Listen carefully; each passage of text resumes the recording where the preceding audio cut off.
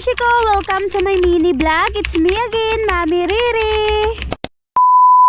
Finally nga mga mamshi ko ay madudublihan na ng trapal ang ating bubong sa kusina. After nga isang buwan na pagtitiis mga mamshi ko ay talagang madudublihan na tong trapal ng bubong natin sa may kusina. Ay talagang mapapahinga ako ng maluwag nito, lalong-lalo na ngayon na tag-ulan. Sana talaga ay hindi na tumulo. Pag ito talaga tumulo pa, Diyos ko, tatanggalin ko na lang talaga tong bubong na to. Hirap na nga yung baby ko dyan magkabit tapos tutulo pa.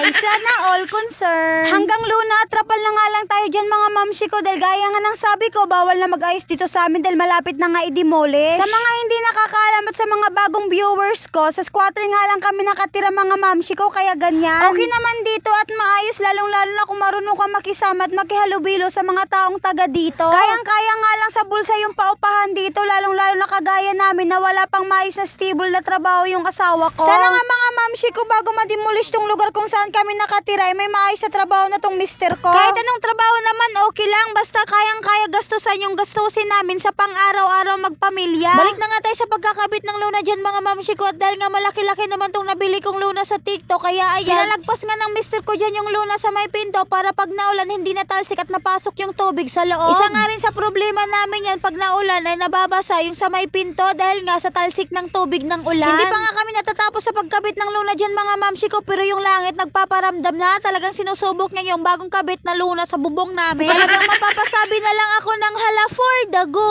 Bumalik nga yung mister ko sa bubong para nga siguraduhin na hindi natutulo dahil gaya nga ng sabi ko nagpaparamdam na naman yung langit. Fast forward na nga tayo dyan mga mamshi ko, after nga makabitan ng luna tong bubong namin ay naglinis naman ako dito sa labas sa may paliguan namin dahil hindi naman talaga mawawala na after nating mag-ayos ay may lilinisin talaga. At dahil nga nanay tayo ay wala tayong papalagpasin at sasayangin na oras for today's mini vlog. Ganyan nga kasi pag ang Mami Riri ninyo dahil dalawa kami nagtatrabaho, isa yung nasa loob ng char.